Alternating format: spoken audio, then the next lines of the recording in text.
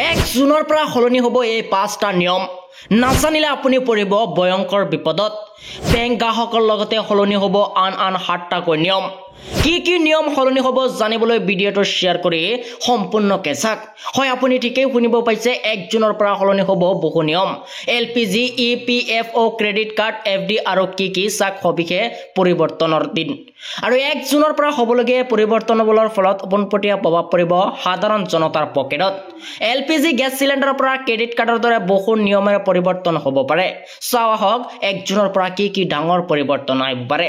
প্ৰতি মাহৰ প্ৰথম তাৰিখৰ দৰে 1 জুন 2025 তাৰিখটো কিছু আৰ্থিক নিয়মৰ পৰিৱৰ্তন হ'ব 1 জুনৰ পৰা হ'বলগীয়া পৰিৱৰ্তনবোৰৰ ফলত পোনপটীয়া প্ৰভাৱ পৰিব সাধাৰণ জনতাৰ পকেটত প্ৰথমটো হৈছে এলপিজি গেছ সিলিণ্ডাৰৰ পৰা ক্ৰেডিট কাৰ্ডৰ দৰে বহু নিয়ম পৰিৱৰ্তন হ'ব পাৰে আৰু জুন মাহটো সাধাৰণ জনতাৰ বাবে খুবেই গুৰুত্বপূৰ্ণ হ'ব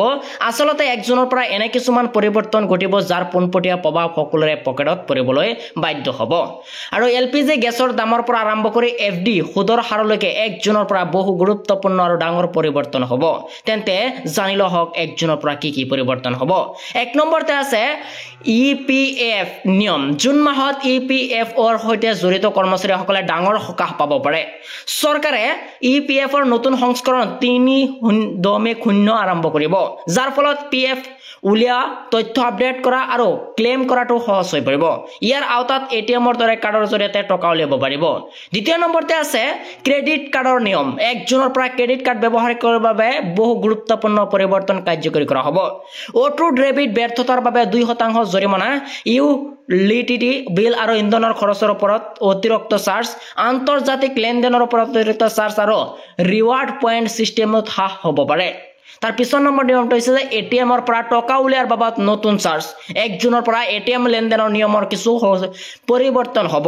ইয়াৰ ভিতৰত আছে এটিএমৰ পৰা টকা উলিয়াৰ মাচুল বৃদ্ধি অৰ্থাৎ এটিএমৰ পৰা টকা উলিয়াৰ ক্ষেত্ৰত নতুন মাচুল প্ৰযোজ্য হ'ব আপোনাৰ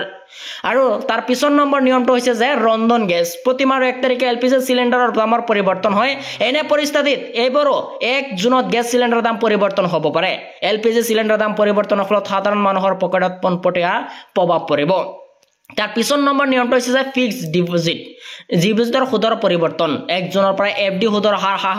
বা বৃদ্ধি হ'ব পাৰে যদি অধিক সংখ্যক বেংকে 6.5% পৰা 7.5%ৰ ভিতৰত সুদ দিয়ে কিন্তু অনুমান কৰা হৈছে যে জুনৰ পৰা এই হাৰ কমিব পাৰে